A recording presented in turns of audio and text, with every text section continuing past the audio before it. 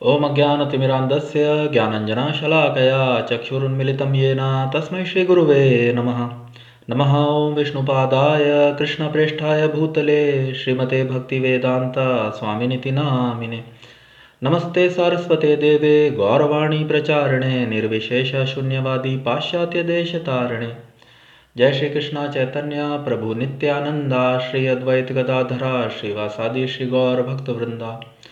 हरे कृष्णा कृष्णा कृष्णा हरे हरे, हरे राम राम राम हरे हरे। वाञ्छाकल्पतरुभ्यश्च कृपा सिन्धुभ्य एव च पतितानां पावनेभ्यो वैष्णवेभ्यो नमो नमः।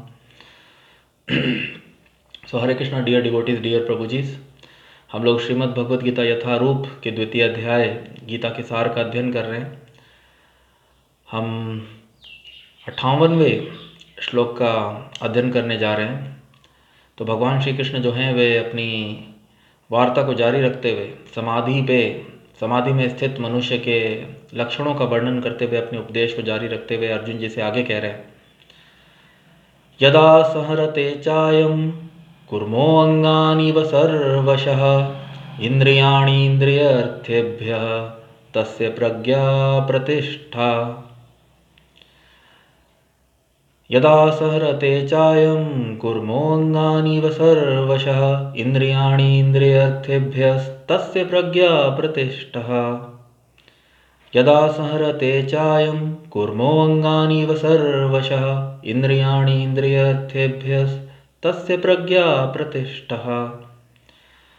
तो बहुत ही भव्य श्लोक। यदा जब, संहरते समेट लेता है, च भी, अयम यह, कुर्मा कछुआ, अंगानी अंग इवा, सदृश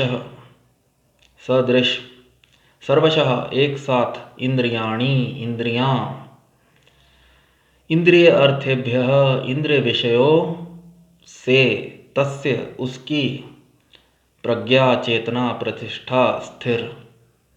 जिस प्रकार कछुआ अपने अंगों को संकुचित करके खोल के भीतर कर लेता है, उसी तरह जो मनुष्य अपनी इंद्रियों को इंद्रिय विषयों से खींच लेता है वह पूर्ण चेतना में दृढ़ता पूर्वक स्थिर होता है। यदा संहरते चायं कुर्मो अंगानीव सर्वशः इंद्रियाणि इंद्रियर्थेभ्यः तस्य प्रज्ञा प्रतिष्ठः। जिस प्रकार कछुआ अपने अंगों को संकुचित करके खोल के भीतर कर लेता है, उसी तरह जो मनुष्य अपनी इंद्रियों को इंद्रिय विषयों से खींच लेता है वह पूर्ण चेतना में दृढ़ता पूर्वक स्थिर होता है। तो तात्पर्य के अंदर स्वामी श्रील प्रभुपाद जी वर्णन कर रहे हैं, किसी योगी, भक्त या आत्मसिद्ध व्यक्ति की कसौटी यह है कि वह अपनी योजना के अनुसार इंद्रियों को वश में कर सके, किंतु अधिकांश व्यक्ति अपनी इंद्रियों के दास बने रहते हैं और इंद्रियों के ही कहने पर चलते हैं।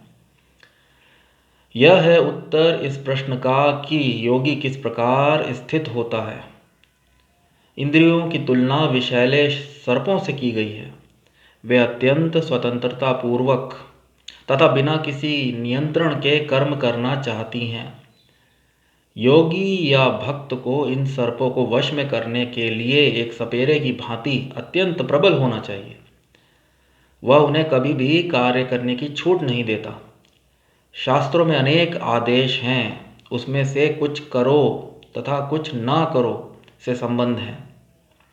जब तक कोई इन करो या ना करो का पालन नहीं कर पाता और इंद्रिय भोग पर संयम नहीं बरतता, तब तक उसका कृष्ण भावनामृत में स्थिर हो पाना असंभव है। यहाँ पर सर्वश्रेष्ठ उदाहरण कछुए का है। वह किसी भी समय अपने अंग समेट सकता है और पुनः विशिष्ट उद्देश्यों के लिए उन्हें प्रकट कर सकता है। इसी प्रकार कृष्ण भावना भावित व्यक्तियों की इंद्रियां भी केवल भगवान की विशिष्ट सेवाओं के लिए काम आती हैं, अन्यथा उनका संकोच कर लिया जाता है। अर्जुन जी को उपदेश दिया जा रहा है कि वह अपनी इंद्रियों को आत्मतुष्टि में ना करके भगवान की सेवा में लगाएं। अपनी इंद्रियों को सदैव भगवान की सेवा में लगाए रखना कूर्म द्वारा प्रस्तुत दृष्टांत के अनुरूप है, जो अपनी इंद्रियों को समेटे रखता है। तो बहुत ही भव्य श्लोक और बहुत ही भव्य तात्पर्य स्वामी श्रील प्रभुपाद जी द्वारा भगवान श्री कृष्ण जो हैं वे अपने आत्म सिद्ध या समाधि में स्थित कृष्ण भावना भावित व्यक्ति, कृष्ण भावना अमृत को प्राप्त हुए व्यक्ति के लक्षणों का वर्णन करते हुए इस भव्य श्लोक के माध्यम से सबको बताना चाह रहे हैं। और भगवान श्री कृष्ण जो हैं वे कछुए का उदाहरण लेकर, कछुए का दृष्टांत, कूर्म का उदाहरण से बहुत ही भव्य जो सिद्धांत सबको समझाने का प्रयत्न कर रहे हैं। तो यदा सहरते चायम, यदा सहरते, यदा जिस प्रकार, सहरते समेट लेता है, यदा सहरते चायम कूर्मो अंगानीव, कूर्म जो होता है, कछुआ जो होता है, वो अपने अंगों को अपने खोल के भीतर, अपने आवरण के भीतर समेट लेता है अपनी इच्छा अनुसार। तो अपनी इच्छा अनुसार एक कछुआ, एक कूर्म अपने अंगों को अपने खोल के भीतर समेट लेता है, अपने शीश को, अपने अंगों को अपने खोल अथवा अपने आवरण के भीतर समेट लेता है अपनी इच्छा अनुसार। तो यदा सहरते चायम कूर्मो अंगानी व सर्वशः, एक साथ सर्वशः, इंद्रियाणी इंद्रिय अर्थेभ्य, भगवान श्री कृष्ण जो हैं वे बहुत ही महत्वपूर्ण सिद्धांत, इंद्रियाणी इंद्रिय अर्थेभ्य। तो इंद्रियाणी इंद्रियों, और इंद्रिय अर्थेभ्य इंद्रियों के लिए मूल्यवान, अर्थेभ्य तो इंद्रियों के लिए जो मूल्यवान चीज है वह इंद्रिय विषय। तो इंद्रियाणी इंद्रिय अर्थेभ्य तस्य प्रज्ञा प्रतिष्ठा, कूर्म के उदाहरण से, कूर्म के दृष्टांत से भगवान श्री कृष्ण जो है वे सबको, ये अर्जुन जी को यह उपदेश दे रहे हैं और अर्जुन जी के माध्यम से वे समस्त मानव जाति को यह उपदेश दे रहे हैं। एक योगी, एक आत्मसिद्ध मनुष्य या एक भगवत भक्त की कसौटी क्या है, वह किस प्रकार, जो लोग यह प्रश्न पूछते हैं कि योगी किस प्रकार स्थित होता है, तो भगवान श्री कृष्ण जो हैं वे कूर्म के उदाहरण से सबको यह बताना चाह रहे हैं कि जिस प्रकार कूर्म अपने अंगों को संकुचित कर लेता है अपने खोल के भीतर, उसी प्रकार एक आत्मसिद्ध व्यक्ति, एक योगी, एक भगवत भक्त अपनी इंद्रियों को भी इंद्रिय विषयों से इंद्रियार्थेभ्य खींच लेता है, खींच पाने में सक्षम होता है। ऐसा ही मनुष्य जो होता है वह तस्य प्रज्ञा प्रतिष्ठा, वह दिव्य चेतना में स्थिर होता है अथवा दिव्य ज्ञान प्राप्त किया होता है। तो जिस प्रकार कछुआ अपने अंगों को यदा जब सहरते समेट लेता है, च भी अयम यह कूर्मा कछुआ अंगानी अंग इव सदृश सर्वशः, एक साथ, इंद्रियाणी इंद्रियां इंद्रिय अर्थेभ्य इंद्रिय विषयों में, तस्य उसकी, प्रज्ञा चेतना प्रतिष्ठा स्थिर, ऐसे मनुष्य की चेतना जो है वह स्थिर है। ऐसा मनुष्य पूर्ण चेतना में, दिव्य चेतना में दृढ़ता पूर्वक स्थिर है। तो जिस प्रकार कछुआ अपने अंगों को संकुचित करके खोल के भीतर कर लेता है, उसी तरह जो मनुष्य अपनी इंद्रियों को इंद्रिय विषयों से खींच लेता है, जो मनुष्य अपनी इंद्रियों को इंद्रिय विषयों से खींच लेता है अथवा खींच पाने में सक्षम है, वही मनुष्य वास्तविकता के अंदर आत्मसिद्ध है अथवा सच्चा योगी है, यथार्थ योगी है या यथार्थ भगवत भक्त है। तो एक भगवत भक्त, एक योगी, एक भगवत भक्त, एक कृष्ण भावना भावित व्यक्ति,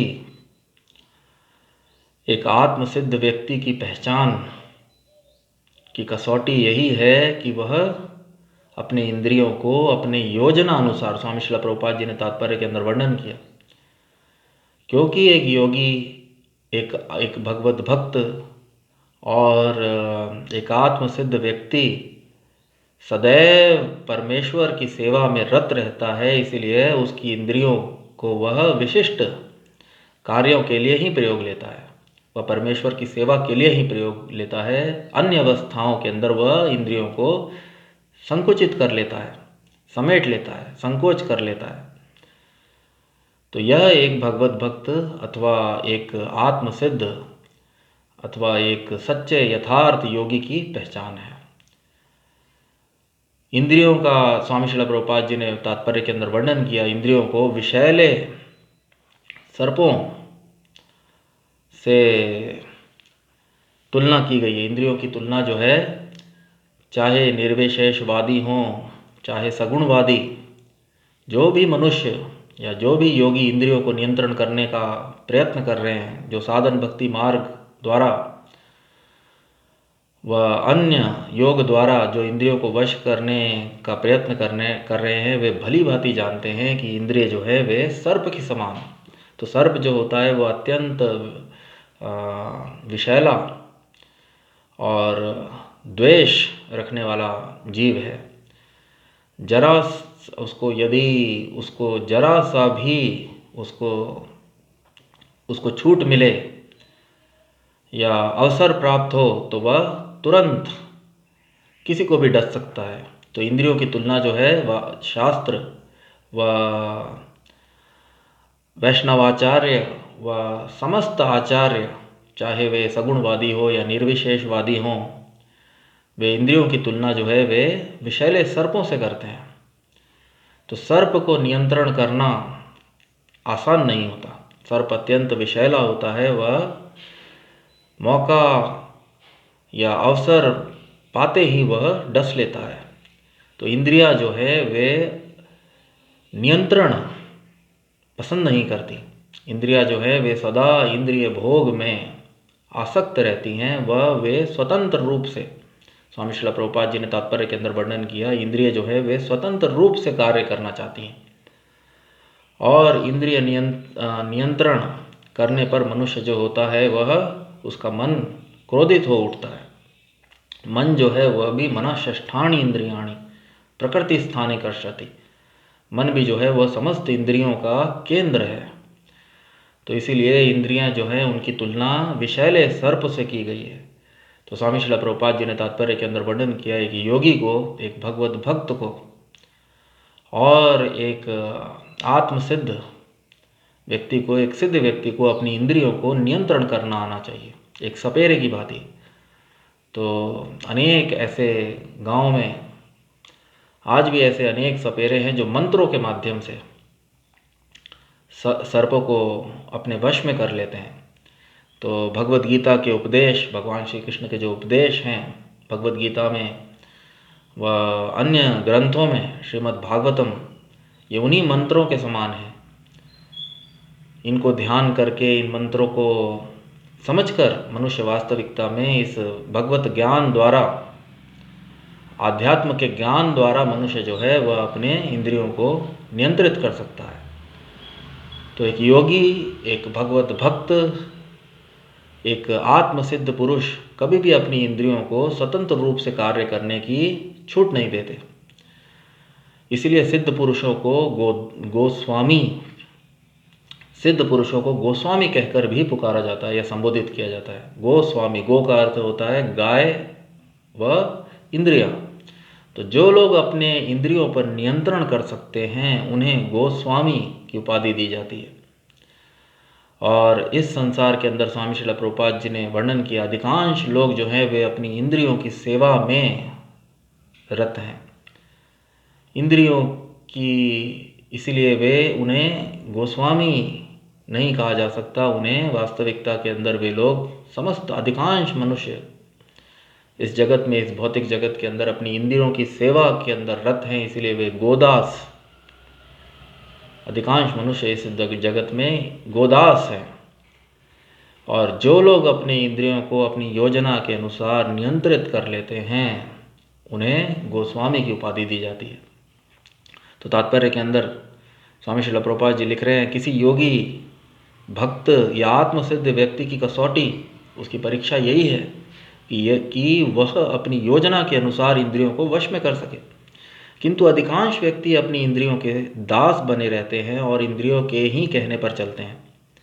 यह है उत्तर इस प्रश्न का, स्वामी श्रील प्रभुपाद जी लिख रहे हैं, यह है उत्तर इस प्रश्न का कि योगी किस प्रकार स्थित होता है। इंद्रियों की तुलना विषैले सर्पों से की गई है। ये अत्यंत स्वतंत्रता पूर्वक तथा बिना किसी नियंत्रण के कर्म करना चाहती हैं। योगी या भक्त को इन सर्पों को वश में करने के लिए एक सपेरे की भांति अत्यंत प्रबल होना चाहिए। तो योगी जो है वह मानसिक रूप से अत्यंत प्रबल होना चाहिए, अत्यंत दृढ़ होना चाहिए। और इसीलिए स्वामी श्रील प्रभुपाद जी ने तात्पर्य के अंदर वर्णन किया, जो मनुष्य इंद्रिय संयम नहीं कर सकता, जो अपने इंद्रियों को पर संयम नहीं रख सकता, संयम नहीं बरतता, उसका कृष्ण भावना मृत में अथवा दिव्य चेतना में उसका स्थिर होना असंभव है। तो शास्त्रों में अनेक करो और ना करो जैसे उपदेश हैं, जिन्हें यम नियम, जिन्हें योग की भाषा में यम नियम कहा जाता है। तो प्रत्येक योगी के लिए, चाहे वो निर्विशेषवादी हो या सगुणवादी, तो जो योग करने का प्रयत्न कर रहे हैं उनके लिए शास्त्रों के अंदर अनेक करो और ना करने योग, तो यम नियम। तो स्वामी श्रील प्रभुपाद जी ने भी हम कृष्ण भावनामृत में, जो साधक कृष्ण भावनामृत में स्थित होने का प्रयत्न कर रहे हैं, जो साधक कृष्ण भावना भावित होने का प्रयत्न कर रहे हैं, उनके लिए भी स्वामी श्रील प्रभुपाद जी ने यम व नियम, बड़े ही सिंपल, बड़े ही साधारण यम नियमों का स्वामी श्रील प्रभुपाद जी ने भी प्रस्तावित किए। तो प्रत्येक कृष्ण भावनामृत में के साधक को, जो कृष्ण भावनामृत में दिव्य चेतना व या कृष्ण भावना भावित होने का प्रयत्न कर रहा है, उसको चैतन्य महाप्रभु के निर्देशानुसार हमेशा हरे कृष्ण महामंत्र या पवित्र भगवान नाम का उच्चारण करना चाहिए। और स्वामी श्रील प्रभुपाद जी ने, चैतन्य महाप्रभु ने हर समय भगवान नाम उच्चारण करने के लिए का निर्देश दिया है। और स्वामी श्रील प्रभुपाद जी ने भली भांति जानते हुए कि कलयुग के अंदर हर समय जो है हरि नाम या भगवान नाम का उच्चारण करना असंभव है मनुष्य के लिए, क्योंकि मनुष्य इस युग के अंदर इतना पतित है। तो स्वामी श्रील प्रभुपाद जी ने कम से कम 16 माला अथवा 2 घंटा भगवान नाम का उच्चारण करने का अपने समस्त अनुयायियों को आदेश दिया है। और मांसाहार, जुआ, शराब, नशा व व्यभिचार जैसे चीज़ों से निषेध, यम और नियम। तो नियम वे होते हैं जिनको पालन करना होता है, और यम जिनसे व्यक्ति को निषेध करना होता है। तो स्वामी श्रील प्रभुपाद जी ने भी बड़े साधारण निषेधात्मक, जिनका शास्त्रों के अंदर जो कर्म निषेध हैं, जैसे कि मांसाहार, जुआ, नशा व व्यभिचार, तो यम नियम, तो शास्त्रों के अंदर अनेक करो और ना करने के अनेक उपदेश हैं। और जो व्यक्ति इन करो और ना करो या यम या नियमों का पालन नहीं कर सकता, तब तक उसे सिद्ध नहीं कहा जा सकता। एक सिद्ध पुरुष की पहचान यही है कि वह अपनी योजना के अनुसार अपने इंद्रियों को नियंत्रित कर सके। तो इसीलिए स्वामी श्रील प्रभुपाद जी लिख रहे हैं, इंद्रियों की तुलना विषैले सर्पों से की गई है। वे अत्यंत स्वतंत्रता पूर्वक तथा बिना किसी नियंत्रण के कर्म करना चाहती है। योगी या भक्त को इन सर्पों को वश में करने के लिए एक सपेरे की भांति अत्यंत प्रबल होना चाहिए। वह उन्हें कभी भी कार्य करने की छूट नहीं देता, स्वतंत्र रूप से कार्य करने की छूट नहीं देता। शास्त्रों में अनेक आदेश हैं, उनमें से कुछ करो तथा कुछ ना करो के संबंध में है। जब तक कोई इन करो या ना करो का पालन नहीं कर पाता और इंद्रिय भोग पर संयम नहीं बरतता, तब तक उसका कृष्ण भावना अमृत में स्थिर हो पाना असंभव है। तो यहाँ पर भगवान श्री कृष्ण जो हैं, वे एक सर्वश्रेष्ठ उदाहरण के माध्यम से स्वामी श्रील प्रभुपाद जी ने वर्णन किया तात्पर्य के अंदर, कूर्म का उदाहरण। क्योंकि भगवान श्री कृष्ण जो हैं वे स्वयं परम भगवान परमेश्वर हैं, तो उनके द्वारा उदाहरण भी जो दिया गया है वह सर्वश्रेष्ठ उदाहरण, तो बहुत ही भव्य उदाहरण के माध्यम से, कूर्म के उदाहरण से भगवान श्री कृष्ण जो हैं वे व्याख्यान कर रहे हैं कि जिस प्रकार कछुआ अपने अंगों को संकुचित करके खोल के भीतर कर लेता है, उसी तरह जो मनुष्य अपनी इंद्रियों को इंद्रिय विषयों से खींच लेता है वह पूर्ण चेतना में दृढ़तापूर्वक स्थित होता है। यदा सहरते चायम कुर्मंगानी व सर्वशः इंद्रियाणि इंद्रियार्थेभ्य तस्य प्रज्ञा प्रतिष्ठा। तो कुर्म के उदाहरण से भगवान श्री कृष्ण जो हैं अर्जुन जी को वह समस्त मानव जाति को यह उपदेश देने का प्रयत्न कर रहे हैं, और इससे प्रत्येक साधक भी अपने आप को जो है तुलना कर सकता है। यदि एक व्यक्ति सदैव अपनी इंद्रियों का प्रयोग केवल और केवल भगवान की सेवा में ही करे, वह अन्य अवस्थाओं में वह इंद्रियों को नियंत्रित करने में अथवा संकुचित करने में सक्षम है, तभी वह कृष्ण भावनामृत में अथवा दिव्य चेतना में स्थिर कहा जा सकता है। तो यहाँ पर सर्वश्रेष्ठ उदाहरण कछुए का है। वह किसी भी समय अपने अंगों को समेट सकता है, और पुनः विशिष्ट उद्देश्यों के लिए। ऐसा नहीं है कि कछुआ जो है वह अपने अंगों को अपने आवरण में जब समेट लेता है तो उसके अंग जो होते हैं वे खत्म हो जाते हैं।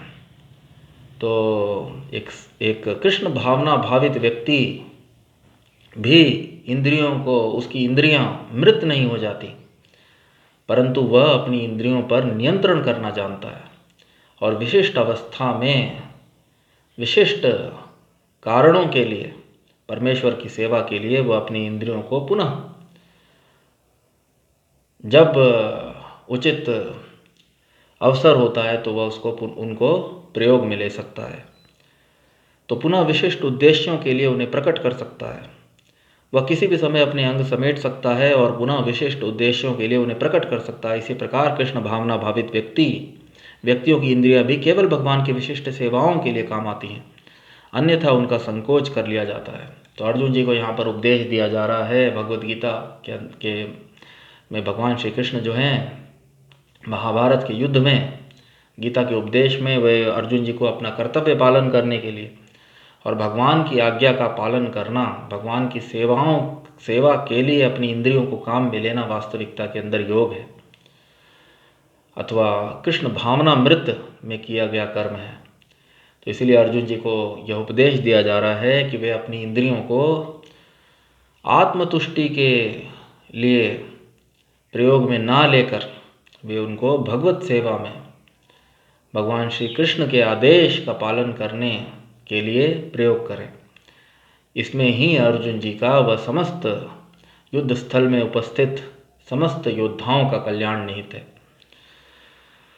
तो अर्जुन जी को उपदेश दिया जा रहा है कि वह अपनी इंद्रियों को आत्मतुष्टि में ना करके भगवान की सेवा में लगाए। अपनी इंद्रियों को सदैव भगवान की सेवा में लगाए रखना कुर्म द्वारा प्रस्तुत दृष्टांत के अनुरूप है। तो अपनी इंद्रियों को सदैव कृष्ण भावना मृत में लगाए रखना, एक भगवत भक्त, एक योगी सदैव अपनी इंद्रियों का प्रयोग विशिष्ट उद्देश्यों के लिए करता है। वह अपनी इंद्रियों का प्रयोग भगवान की सेवा के लिए, अपने कर्म इंद्रियां अथवा अपनी ज्ञान इंद्रियां, वे अपनी समस्त इंद्रियों का प्रयोग जो होता है वह अपने मन कर्म वचनों द्वारा विशिष्ट उद्देश्य